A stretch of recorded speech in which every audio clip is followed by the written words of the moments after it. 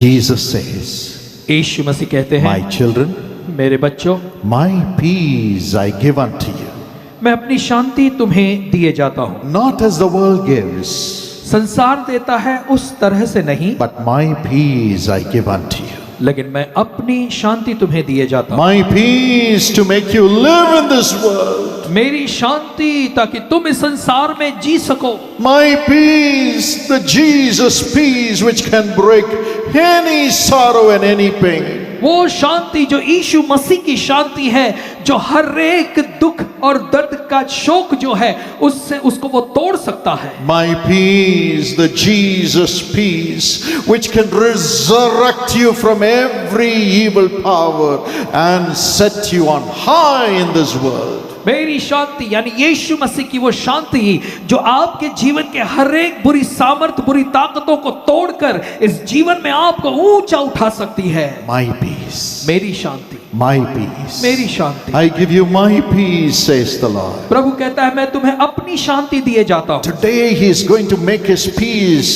flood your heart like a river. और आज वो परमेश्वर अपनी शांति एक बाढ़ के समान आपके हृदयों में भर देगा, एक बहती नदी के जैसे भर देगा। According to Isaiah 66:13, यशायाह 66:13 के हिसाब से God says, I will comfort you like a mother, परमेश्वर कहता है एक माँ के समान मैं तुम्हें दिलासा दूंगा and I will make peace run like a river in your life. और मैं ऐसा करूंगा कि वो शांति एक नदी के समान बहते हुए तुम्हारे जीवन में आएगी। There is hope for you, my brother. मेरे भाई आपके लिए एक आशा है, There is hope for you, my sister. मेरी बहन आपके लिए एक आशा है। Jesus is coming to you. यीशु आपके पास आ रहा। And secondly, और दूसरी बात, look at that lady. और इस स्त्री को देखो।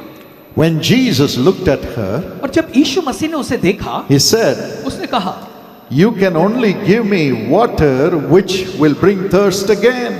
और यीशु ने कहा कि देख तू मुझे वो पानी पिला सकती है जिसे पीने के बाद फिर से प्यास लगे। But I, Jesus, can give you water which will never make you thirst again, dear lady. और यीशु मसीह ने कहा है स्त्री, मैं तुझे वो जल दूंगा जिसके बाद तू कभी प्यासी नहीं होगी। She said, all right, give me that water so that I don't need to come to the well to get the water every day. उसने कहा, अरे वाह, ये तो बहुत अच्छी बात है, तू मुझे वो पानी पिला ताकि इतनी दूर मुझे इस कुएं पर पानी भरने को वापस आना ना पड़े।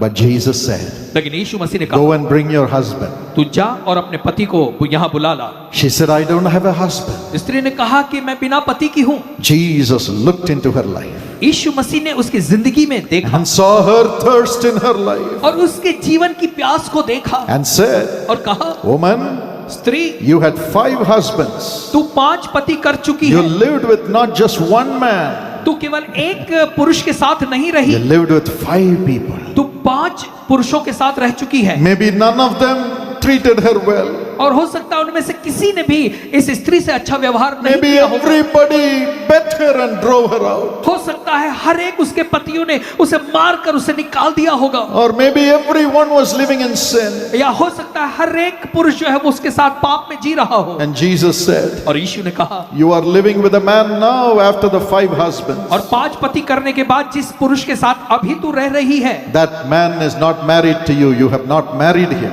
और उस पुरुष के साथ तेरी शादी नहीं हुई है। Maybe she was living with that man saying, no point in marriage. Let me just live with a man and just live on. और हो सकता है वो स्त्री उस पुरुष के साथ इसलिए रह रही होगी कि उसने सोचा शादी करके क्या फायदा, बस जिंदगी अगर चलानी है तो इसी पुरुष के साथ रहो। She was so heartbroken in her family life. पारिवारिक जीवन में इस स्त्री का बिल्कुल दिल टूट चुका She होगा was thirsting for real love, और वो सच्चा प्रेम पाने की उसके अंदर प्यास थी thirsting for a true husband. और एक सच्चा पति पाने के लिए उसकी प्यास थी। Maybe you're in agony because of your spouse. और आपके जीवन साथी की वजह से हो सकता है आप पीड़ा के दौर से जा रहे हो। Jesus understands. यीशु इस बात को समझता है। Jesus knows your agony. यीशु आपकी पीड़ा को जानता है। And the lady said, और उस स्त्री ने कहा, Truly, sir, you're a prophet. कि सच में मैं जान गई कि तू भविष्यद्वक्ता है। And she brought the whole village to Jesus. और वैसा करती है, पूरे गांव को यीशु के पास बुला ले आती है। Jesus understands the agony you're going through in your family relationship.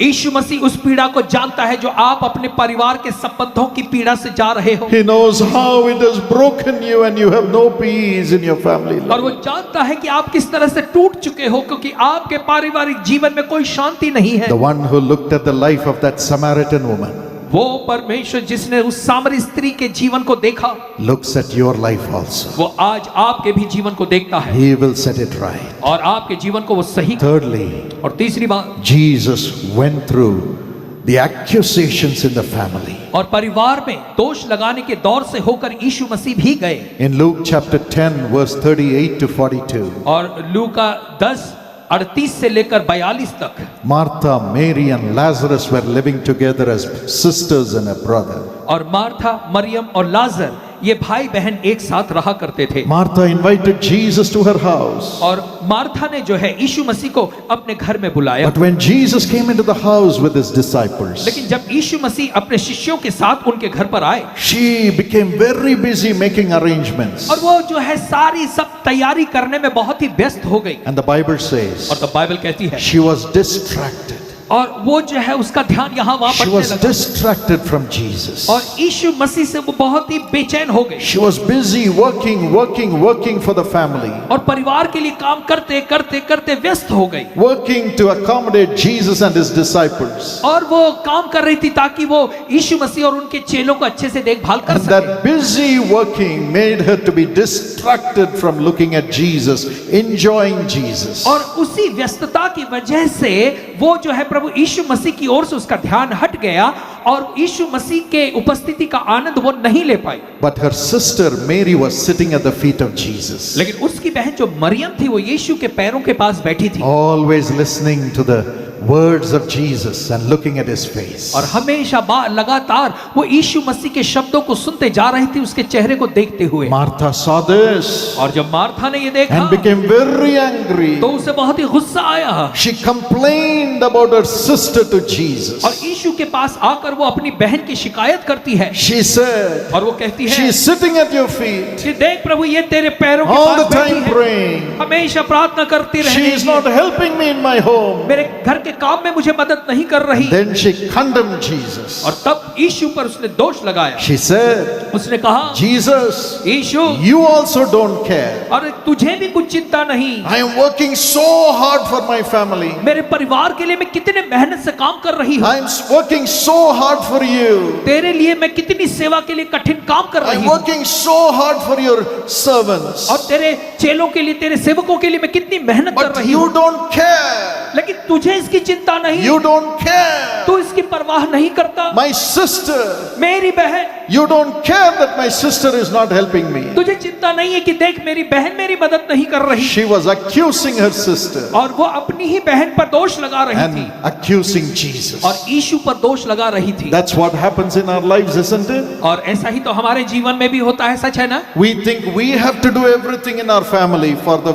benefit of the family. हम ये सोचते हैं कि हमारे परिवार के फायदे के लिए हमें ही सब कुछ करना चाहिए, But we rarely pray to Jesus. और बहुत ही कम हम यीशु मसीह से प्रार्थना करते हैं इस विषय में। And we think we have to minister to others. We have to serve the poor all the time. But we rarely pray to Jesus as Mary did. और फिर हम ये हमेशा सोचते हैं कि हमें लोगों की सेवकाई करनी है, हमें लोगों के लिए काम करना है, और इस व्यस्तता की वजह से हम प्रार्थना में बहुत ही कम होते हैं। Because of that, the accusing spirit, the condemning spirit came into Martha. और इसी वजह से दोष लगाने वाली जो आत्मा थी वो मार्था में आई, And she was even condemning God, और वो परमेश्वर को भी दोष लगा रही थी, accusing her sister.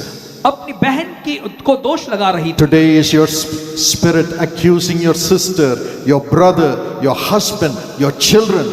और आज आपकी आत्मा जो है आपके भाई, आपकी बहन, आपके पति, आपके संतानों पर दोष लगा रही है? Are you saying only I have to work and do everything in this family? You're all enjoying, and are you cursing them? और क्या आप ये कहती हैं कि अरे इस परिवार के लिए सब कुछ मुझे करना पड़ता है, तुम सब बड़े मजे में जी रहे हो? क्या ऐसा कहकर आप श्रापित That करती हैं? spirit will take you away from Jesus. ये आत्मा आपको यीशु मसीह से दूर ले जाएगी। My dear friend, मेरे प्यारे मित्रों, maybe your spirit has lost its peace because of this. और इस वजह से हो सकता है आपकी आत्मा ने शांति खो दी हो। Jesus knows. यीशु जानता है, Jesus knows. यीशु जानता है। The Samaritan woman lost her husbands and she lost her peace. और सामरी स्त्री ने अपने पति गंवा दिए और अपनी शांति खो दी। And Martha lost the love for her sister and lost her peace. और मार्था ने अपनी बहन के प्रति प्रेम खो दिया और अपनी शांति खो दी And was condemning Jesus. और यीशु को दोष लगाने लगी। Alas, because of that, death came into that family. और इसी वजह से अंत में मृत्यु उस परिवार में आई। Of course, Jesus raised the brother. खैर यीशु मसीह ने उस मरे हुए भाई को जिंदा किया। The spirit of accusation brings death. जो दोष लगाने की आत्मा है वो मृत्यु को लाती है। 1 John 3:15 says, पहला यूहन्ना 3:15 कहता है, anyone who hates his brother is a murderer. कोई भी जो अपने भाई से नफरत करता है, घृणा करता है, वो हत्यारा है। Even if we hate our brother or family member in any way, we are murderers. भले किसी भी वजह से अगर कोई अपने परिवार के सदस्य से नफरत करता है तो उसका मतलब वो हत्यारा है। Maybe you are filled with that anger, हो सकता है आप उस गुस्से से भरे हुए हो, anger against society, समाज के प्रति आप में क्रोध हो, anger against people who did not give you what you need to get as a right. और हो सकता है आप ऐसे लोगों से क्रोधित हो जिन्होंने आपका हक आपको नहीं दिया हो या जिसके आप लायक थे आपको वो नहीं मिला। Maybe you're angry because they did not give you a job. और शायद आप क्रोधित होंगे क्योंकि उन्होंने आपको नौकरी नहीं दी। You're angry because they did not give water. आप क्रोधित होंगे क्योंकि उन्होंने आपको पानी नहीं दिया। You're angry because somebody didn't give you your child an admission. और फिर आप गुस्सा इसलिए होंगे शायद किसी ने आपके बच्चे को स्कूल में एडमिशन नहीं दिया। Maybe you're angry because your husband did not treat you well. और शायद आप क्रोधित इसलिए हैं क्योंकि आपके पति ने आपके साथ अच्छा व्यवहार Or नहीं your किया। wife was not faithful. या आपकी पत्नी विश्वास योग्य नहीं Or your रही। children were not grateful. या फिर आपके बच्चे आपकी ओर ध्यान नहीं देते। You're angry because someone in your home, someone working with you did not support you. और हो सकता है आप क्रोधित इसलिए हैं क्योंकि आपके परिवार का कोई व्यक्ति जो आपके साथ काम करता है Because of उसने आपकी this, मदद maybe you're angry with God. और इस वजह से हो सकता है आप परमेश्वर से भी क्रोधित हो। Is there a way to get peace? कोई रास्ता है शांति पाने का In ऐसे the में? midst of this suffering, is there a way to get peace? और मेरे दुख के समय में क्या कोई रास्ता है शांति पाने का? Yes, हाँ, Jesus became our peace.